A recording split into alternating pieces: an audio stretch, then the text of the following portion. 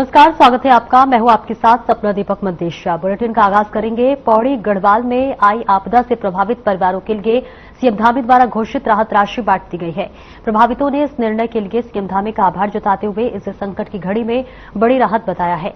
CM Dhami ने 26 अगस्त की शाम को घोषणा की थी कि धराली और थराली के साथ पौड़ी में आई आपदा से पूरी तरह क्षतिग्रस्त आवासीय भवनों के मालिकों और मृतकों के परिजनों को 5-5 लाख रुपए की आर्थिक सहायता प्रदान की जाएगी। इसमें से एक हिस्सा एसडीआरएफ मद से और बाकी राशि मुख्यमंत्री विवेकाधीन कोष से उपलब्ध कराई जा रही है। सीएम धामी ने निर्देश दिए थे इस राहत कोष राशि जल्द ही पारदर्शिता के साथ लाभार्थियों तक पहुंचाया जाए। उन्होंने कहा कि सरकार इस कठिन समय में प्रभावित परिवारों के साथ मजबूती से खड़ी है। शनिवार को जिलाधिकारी स्वाति एस भदौरिया के निर्देशों पर त्वरित कार्रवाई करते हुए पौड़ी तहसीलदार दीवान सिंह राणा के नेतृत्व में राजस्व विभाग की टीम ने प्रभावित क्षेत्रों में जाकर राहत राशि के चेक वितरित किए। तो वहीं उन्होंने बताया कि आपदा से आवासीय भवन ध्वस्त होने से प्रभावित ग्रामीणों और मृतकों के वारिसों की राहत राशि के चेक सौंपे गए हैं।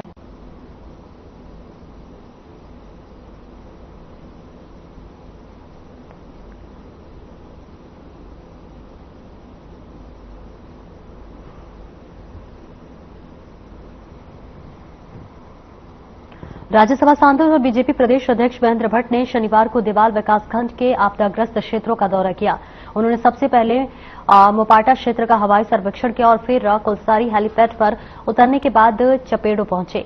यहां उन्होंने आपदा से प्रभावित लोगों से मुलाकात कर उनकी समस्याएं सुनी। इस दौरान थराली विधायक भोपाल राम टमटा भी उनके साथ मौजूद रहे। तहसील सभागार में अधिकारियों की बैठक लेकर महेंद्र भट्ट ने राहत कार्यों की समीक्षा ली। उन्होंने आपदा से बंद पड़ी सड़कों को शीघ्र खोलने, क्षति का आकलन कर प्रभावित मकानों व दुकानों के लिए जल्द मुआवजा वितरण करने के निर्देश दिए। साथ ही प्रभावित क्षेत्रों में विद्युत, पेयजल और दूरस्थ गांव में रसद आपूर्ति तुरंत दुरुस्त करने के भी आदेश दिए गए।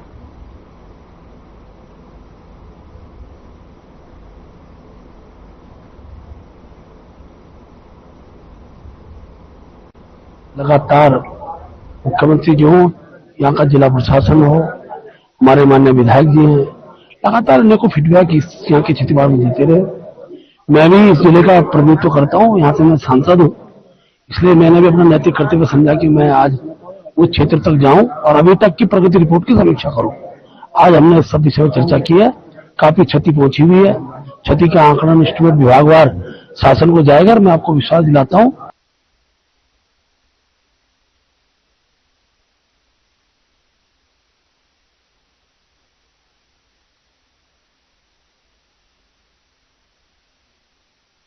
प्रदेश अध्यक्ष और राज्यसभा सांसद महेंद्र प्रसाद भट्ट आज आपदा प्रभावित क्षेत्रों के दौरे पर हैं। रुद्रप्रयाग जिले के बसुकेदारा और अगस्त्य मुनि क्षेत्रों में जाकर उन्होंने स्थलीय निरीक्षण किया। इसके साथ ही चमोली जिले के चेपड़ो, देवल और थराली क्षेत्रों में पहुंचकर निरीक्षण किया। दरअसल बादल फटने से रुद्रप्रयाग और चमोली जिले के कई इलाकों में भारी नुकसान हुआ है। आपदा से प्रभावित परिवारों से मुलाकात कर महेंद्र प्रसाद भट्ट ने उनकी समस्याएं सुनी और हालात का जायजा लिया, जिसके बाद बीजेपी प्रदेश अध्यक्ष महेंद्र प्रसाद भट्ट ने कहा कि हम प्रभावित परिवारों के साथ हैं, हर संभव मदद उपलब्ध कराई जाएगी।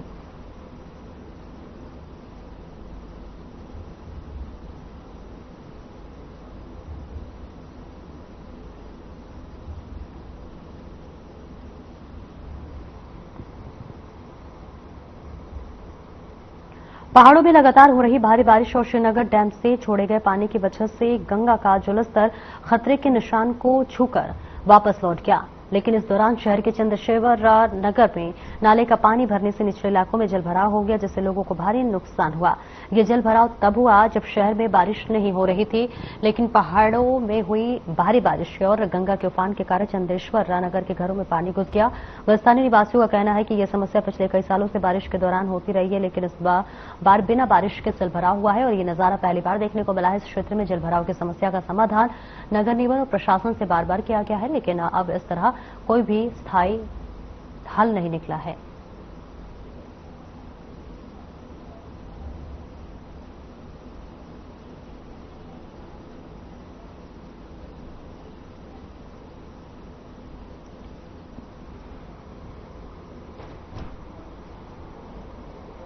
मौसम विभाग ने हरिद्वार जिले के लिए ऑरेंज अलर्ट जारी किया है। लगातार हो रही भारी बारिश से शहर के कई इलाकों में जल भराव की स्थिति पैदा हो गई है। आपको बता दें कि सुबह से हो रही लगातार बारिश ने हरिद्वार की रफ्तार थाम दी है। इसके साथ ही आपको बता दें कि सिटी सेंटर, चंद्राचार्य चौक, भगत सिंह चौक समेत कई इलाकों की सड़कों जो है पानी में डूब गई है और ऐसे में आम लोगों और वाहनों को आवाजाही में भारी दिक्कतों का सामना करना पड़ रहा है। पानी से भरी सड़कों पर गाड़ियां बंद पड़ी नजर आई। वहीं कामकाजी लोग अपनी ड्यूटी पर जाने के लिए पानी के बीच होकर गुजरने को मजबूर हुए। फिलहाल स्थानीय व्यापारियों और नागरिकों का कहना है कि हर बरसात में यहां यही समस्या होती, लेकिन प्रशासन अब तक स्थायी समाधान नहीं कर पाया। बारिश के चलते व्यापारियों को हर साल भारी नुकसान झेलना पड़ता है।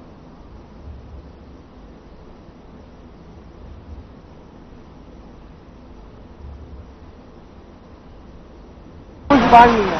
प्रशासन की तरफ से, नगर निगम की तरफ से हर बार दावे करे जाते हैं, हर बार व्यवस्थाएं करी जाती हैं, लेकिन व्यवस्थाएं उनकी हर बार धरातल पे दिखती नहीं है बिल्कुल भी। हर साल बद से बदतर स्थिति होती जा रही है। ठीक है, कोई सुनवाई नहीं, कोई कुछ नहीं। हमारे पत्रकार साथी चाहे वो किसी भी मीडिया से हो, सब काम कर रहे हैं, लेकिन इनकी खबर लगने के बावजूद भी कोई सुनवाई नहीं, कोई कुछ नहीं। मुझे 16-17 साल हो गए अपने रानीपुर मोड़ पे बिजनेस करते हुए, और हमेशा से यही हाल रहा है कि हर बार पानी भरता ही भरता है। और ये आप देख सकते हैं यहाँ पे ये इन्होंने वो लगा रखे हैं, जनरेटर लगा रखे हैं, जरा से पाइप लगा रखे हैं। ये मैं कह रहा हूँ कि घर का पानी नहीं पी सकते, ये पूरे 4 सौ का पानी खींच देंगे, तभी कोई व्यवस्था नहीं बनती यहाँ पे। आप मतलब हर बार हमारा इतना नुकसान होता है हम व्यापारियों का।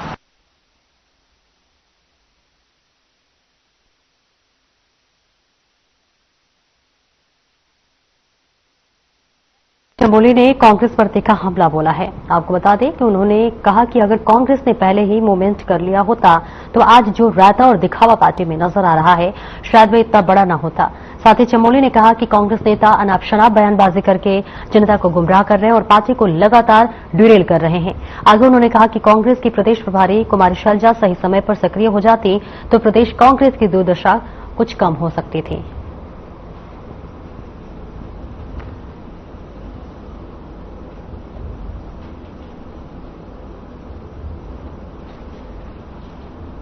पहले मूवमेंट कर लेती तो कांग्रेस में जो रायता बिखरा हुआ है शायद ये इतना नहीं बिखरता। कांग्रेस लोग जिस तरह से डिरेल हो रखे हैं, अनाप शनाप बयानबाजियां करके समाज के अंदर गंद फैला रहे हैं, शायद वो न फैलाते। तो कांग्रेस का अगर केंद्रीय नेतृत्व अपनी चिंता कर लेता तो प्रदेश में जो आज बुरा हाल कांग्रेस ने किया है शायद कुछ राहत मिलती, वो ठीक रास्ते पर चलते। लेकिन अच्छा है वो आई है, उन्होंने कुछ बातें कही है। अब देखना है कि यहाँ के कांग्रेस इस बात को कितना मानते हैं, क्योंकि कांग्रेस में ये भी समस्या है कि एक दूसरे को मानने को तैयार नहीं है। अब देखना यह है कि आगे चल के उसका क्या प्रभाव आता है, वो भी देखना बाकी है। मुख्यमंत्री बोल चुके हों, जिस विषय पर पार्टी का अधिकृत प्रवक्ता बोल चुका हो, जिस विषय पर पार्टी का अध्यक्ष बोल रहा हो, उस विषय पर टिहरी के डीएम नितिका खंडेलवाल की अध्यक्षता में जल और स्वच्छता मिशन की बैठक की गई और इस बीच बैठक में हर घर नल हर घर जल के तहत जल जीवन मिशन की समीक्षा की गई। पिछली बैठक में दिए गए निर्देशों के क्रम में विभागवार कार्य प्रगति प्रस्तुत की गई, जिसमें लक्ष्य प्राप्ति के पास प्रगति दर्ज की गई है। डीएम ने निर्देश दिए हैं कि सभी कार्य निर्धारित समय अवधि में पूरी की जाए और जिन योजनाओं का समय सीमा अगस्त में है उन्हें हर हाल में महीने के अंत तक पूरा कर लिया जाए। अगर किसी योजना के निर्माण में समस्या आती है तो समय पर अवगत कराया जाए।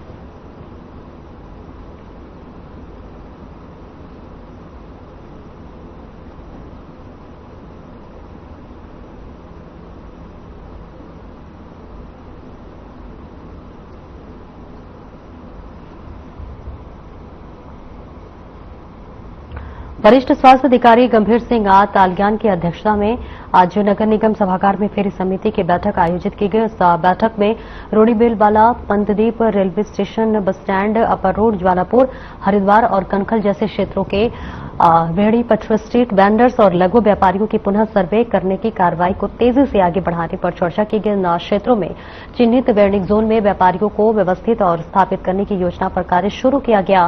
बैठक के दौरान गंभीर सिंह तालग्यान ने बताया कि जिलाधिकारी और नगर आयुक्त के संयुक्त निर्देशन में उत्तराखंड नगरीय फेरी नीति नियमावली के तहत नगर निगम में पंजीकृत सभी रेहड़ी पटरी व्यापारियों को चिन्हित कर व्यवस्थित किया जाएगा। उन्होंने कहा कि फेरी समिति के सदस्यों के सुझाव को उच्च अधिकारियों के पास भेजा जाएगा और उचित दिशा निर्देशन के बाद योजना के तहत कार्रवाई की जाएगी।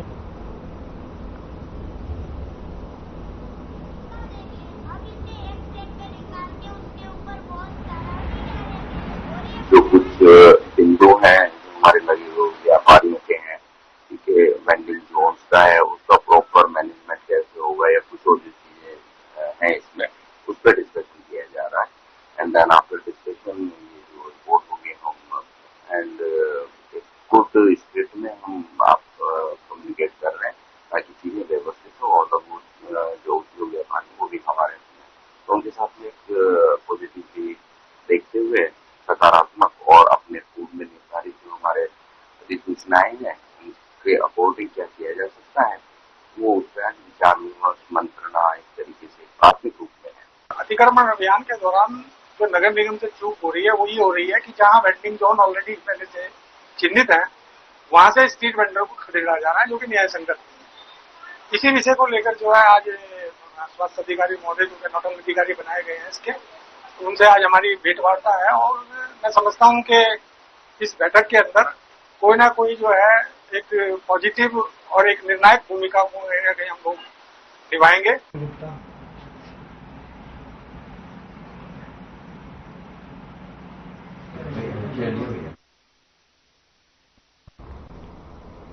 और जसपुर खंड विकास कार्यालय में आयोजित ब्लॉक प्रमुख और बीडीसी सदस्यों के शपथ ग्रहण समारोह से पहले नवनिर्वाचित जसपुर ब्लॉक प्रमुख अनूप कौर की अचानक तबीयत खराब हो गई और उन्हें काशीपुर के एक निजी चिकित्सालय में भर्ती कराना पड़ा। सूचना मिलने के बाद उत्तराखंड सरकार के आपदा प्रबंधन समिति के उपाध्यक्ष विनय कुमार रोहेला कार्यक्रम के मुख्य अतिथि के रूप में काशीपुर पहुंचे। उनके साथ बीजेपी के जिला अध्यक्ष मनोज सिंह पाल और अन्य भाजपा नेता भी। सभी ने मिलकर काशीपुर के बीआर चिकित्सालय में जाकर नवनिर्वाचित ब्लॉक प्रमुख अनूप कौर और उनके परिवार से मुलाकात की और उनका स्वास्थ्य हाल जाना। वहीं विनय रोहेला ने अनूप कौर की शीघ्र स्वस्थ होने की कामना की और परिवार को पूरी मदद का आश्वासन दिया। साथ ही उन्होंने यह भी कहा कि इस समय पूरी भाजपा परिवार अनूप कौर के साथ है और उनके स्वास्थ्य के लिए हर संभव प्रयास किए जाएंगे।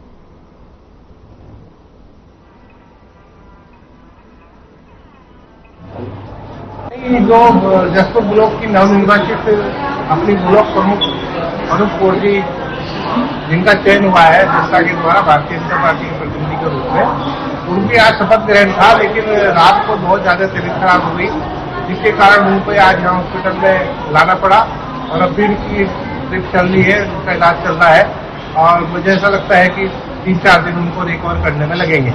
इस कारण से आज शपथ ग्रहण कार्यक्रम नहीं हो पाया।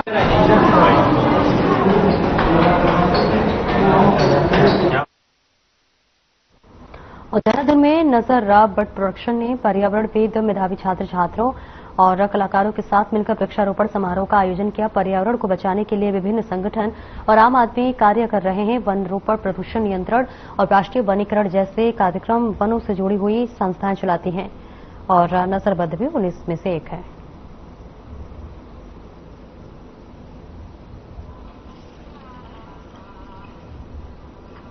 हमारी उम्मीद, हमारी कोशिश ये होती है कि हम नजरबट्टू प्रोडक्शन के माध्यम से जनता को जागरूक कर पाएं, उन्हें हंसा पाएं और उन्हें वो होप दे पाएं जो शायद कहीं बुझ चुकी है कि जो बदलाव होते हैं समाज में, जो बदलाव होने चाहिए, जो सकारात्मक बदलाव होने चाहिए, हमारी पहल होती है, हमारी कोशिश होती है कि हम उस तरफ जनता को रूबरू करवाएं और वो हो भी रही है। बहुत अच्छे हमें रिस्पांस मिल रहे हैं, लोग जागरूक हो रहे हैं और रही बात हंसाने की तो हम कोशिश करते हैं कि उस जागरूकता के साथ थोड़ा इमोशनल कर दें जनता को और उसी में थोड़ा बहुत हंसा भी।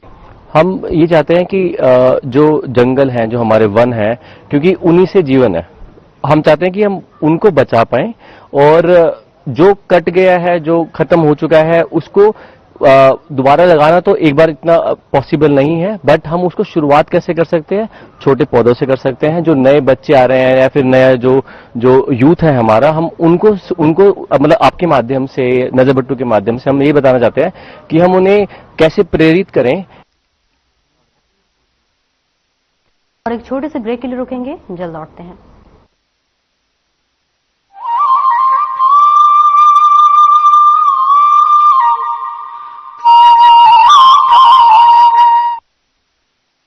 क्या आप दुबले पतले कमजोर हैं? आपकी सेहत नहीं बनती, भूख कम लगती है, वजन नहीं बढ़ता। दरअसल मेन बात खाना पीना नहीं है, मेन बात है खाया पिया लगना। और अगर खाया पिया लगेगा ही नहीं तो आपकी सेहत बनेगी कैसे? इसलिए हमारी संस्था सन्यासी आयुर्वेदा ने एक ऐसी दवा का निर्माण किया है जो कि आपके लिवर, आपके पाचन तंत्र को दुरुस्त करने का काम करती है, ताकि आप जो भी खाएं उसका पूरे का पूरा निचोड़ आपके शरीर को लगे, आपकी भूख बढ़े, खाया पिया सही से लगे, नया खून बने, हड्डियों में जान आए, वजन बढ़े और आप मोटे तगड़े खूबसूरत पर्सनैलिटी के मालिक बन जाए। सिर्फ 699 रुपए की पूरे 1 महीने की दवा होती है और आप इसे घर बैठे 01145454545 पर फोन करके दवा मंगवा सकते हैं।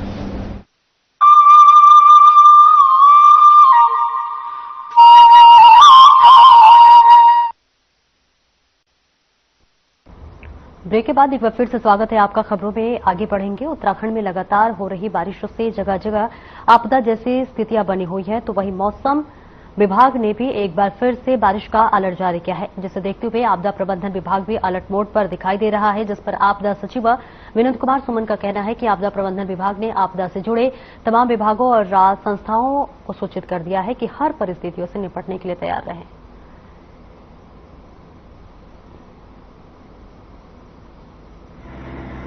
आप जानते हैं कि मौसम लगातार खराब चल रहा है बहुत दिनों से। बीच में थोड़ी सी राहत थी, फिर अलर्ट आया है। तो उसको देखते हुए सभी संबंधित को डिटेल में निर्देश जारी किए गए हैं। जनपद स्तर पर सब लोग तैयार हैं किसी भी प्रकार की परिस्थिति का मुकाबला करने के लिए।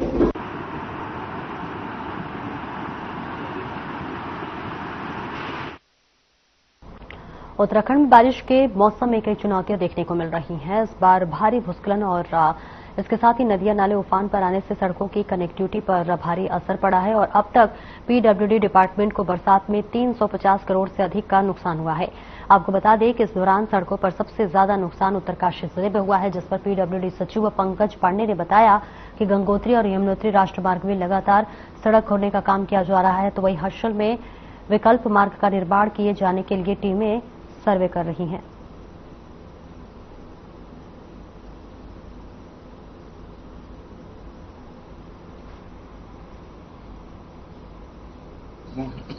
देखिए, बारिश की वजह से इस बार काफी नुकसान हो रहा है। प्रदेश में अलग अलग जगहों पे, सड़कों पे और पुल पे भी काफी नुकसान हुआ है।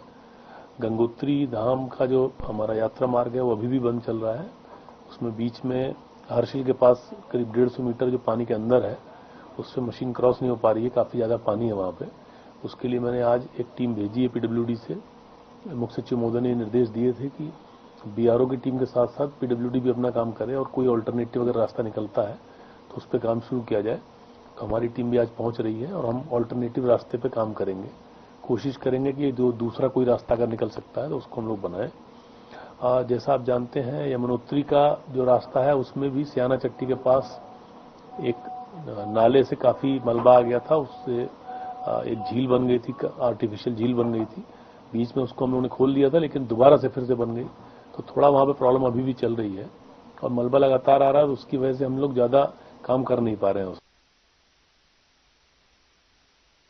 चमोली और रुद्रप्रयाग जिले में लगातार हो रही भारी बारिश से अलकनंदा नदी का जलस्तर खतरनाक रूप ले लिया है। ऐसे में आपको बता दें कि अब नदी का पानी बद्रीनाथ राष्ट्रीय राजमार्ग तक पहुंच गया है, जिससे मार्ग पूरी तरह जलमग्न हो गया है, जहां पर पुलिस ने सुरक्षा को ध्यान में रखते हुए इस मार्ग पर यातायात रोक दिया है, जिसके चलते श्रीनगर से रुद्रप्रयाग की ओर जाने वाले वाहनों को फरासू और कलियासर चौकी पर सुरक्षित स्थानों पर रोका गया है।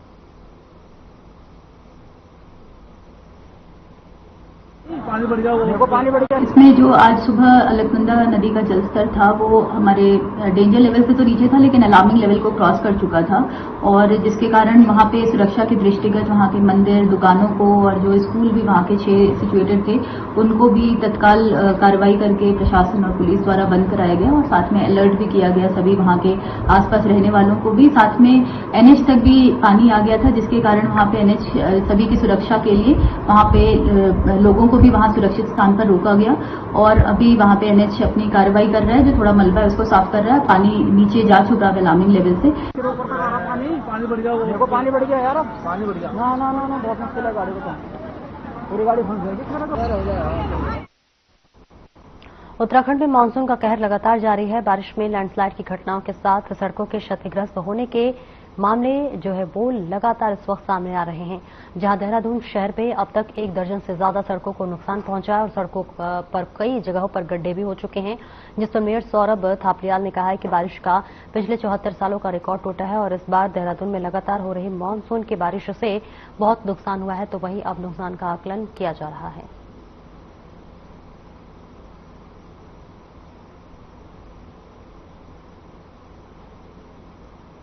देखिए, लगातार हमारे पे जो शिकायतें आ रही हैं वो हम उसमें तुरंत अपनी टीम भेज रहे हैं और टीम भेज के अभी तक हमने काफी सारी जो जमीनें हैं अपनी वो अतिक्रमण मुक्त करवा दी हैं और ये अभियान हमारा जारी रहेगा। अतिक्रमण जो है हमारी जमीनों पर हम बिल्कुल बर्दाश्त नहीं करेंगे और अपनी जो जमीनें हम किसी भी हालत में उनको वापस लेंगे, किसी भी हद तक जाएंगे। उसके लिए चाहे हमें त्वरित कार्यवाही वहां पे क्षेत्र पे घटना पे जो घटना स्थल है वहां पे करनी पड़े। देखिए, पिछले 74 सालों का रिकॉर्ड टूटा है बरसात का और लगातार कई जगह पुश्ते गिरे हैं, कई मकान गिरे हैं, कई जो है मकान जो है वो पानी से भर गए, कई मकानों में पानी भर चुका है। निश्चित तौर पे हम उसका सब जगह हमारी टीमें जा रही हैं, निरंतर नागरिकों के साथ हम लोग बने हुए हैं। हमारी जेसीबी मशीनें लगातार उनके जो है जहां पे भी इस प्रकार के क्षेत्र हैं वहां पे जा रही हैं, वहां पे जिस भी प्रकार की सहायता हो सकती है वो कर रहे हैं।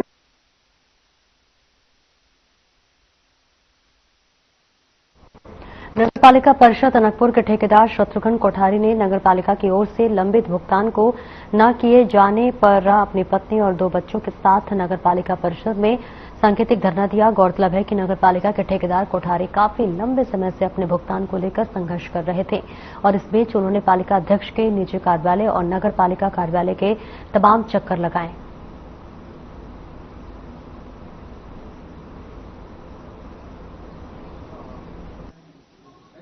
के लिए मेरे अलावा भी और ठेकेदार भी थे। हम यहाँ पर धरने में भी बैठे थे। 7 तारीख को मुख्यमंत्री जी के नोडल अधिकारी केदार बिजवाल जी के पास भी हम गए थे। 8 तारीख को माननीय सीएम साहब का यहाँ दौरा लगना था। नोडल अधिकारी जी ने हमें चेयरमैन साहब के घर में भेजा। हमने फोन करके चेयरमैन साहब के पिताजी विनोद प्रसाद जी और चेयरमैन विपिन कुमार जी ने अभद्रता की हमारे साथ, ईओ साहब को गाली गलौज की और हम लोगों से बोला कि हमारे ऊपर पेमेंट के लिए आप दबाव मत बनवाइए। उसके बाद इन्होंने अपने कुछ चहेते ठेकेदारों की पेमेंट कर दी और 12 तारीख को मेरी जो भुगतान होनी थी उस पे इन्होंने लिख दिया कि स्थल पे कार्य नहीं हुआ है, जिसकी 14 तारीख को इनको लेटर दे दिया था कि स्थल पे ही कार्य हुआ है। आज 15 दिन हो गए थे। मुझे मजबूरन ये विपिन कुमार की तानाशाही के खिलाफ, ये राग द्वेष से मेरी पेमेंट नहीं कर रहे थे, विपिन कुमार की तानाशाही के खिलाफ मेरे को परिवार सहित यहाँ बैठना पड़ा।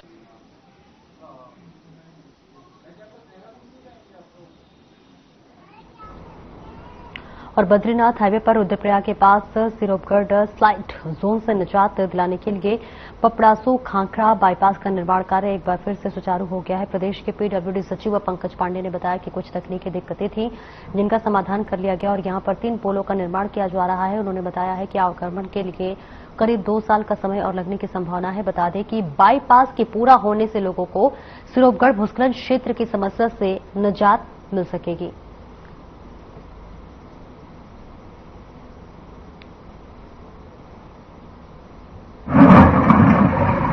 अल्टरनेटिव प्लान किया गया था, उसमें 3 पुल बनाने थे और एक रास्ता बनाना था। उसमें पुल में कुछ टेक्निकल इश्यूज थे, वो रिजॉल्व कर लिया गया है। उस पर काम दोबारा प्रारंभ किया गया है और तीसरा पुल उसका अबटमेंट में भी काम चालू कर लिया गया है। तो जब पहला और तीसरा पुल हम लोग रेडी कर देंगे तो दूसरे पुल तक भी हम पहुंच पाएंगे, तो फिर दूसरे पुल का भी काम शुरू करेंगे। उसमें मुझे लगता है अभी 2 साल करीब और लगने की संभावना है, लेकिन जो बीच में काम रुक गया था उसको इमीडिएटली काम दोबारा चालू कर।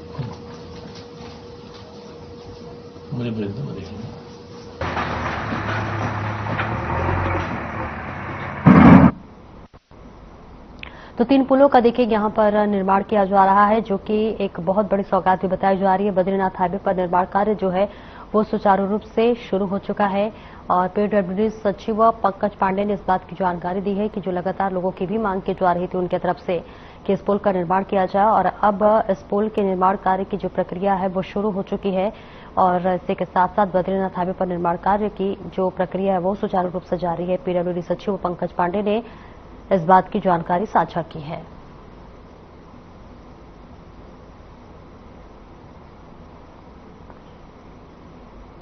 फिलहाल इस बुलेटिन में इतना ही। नमस्कार।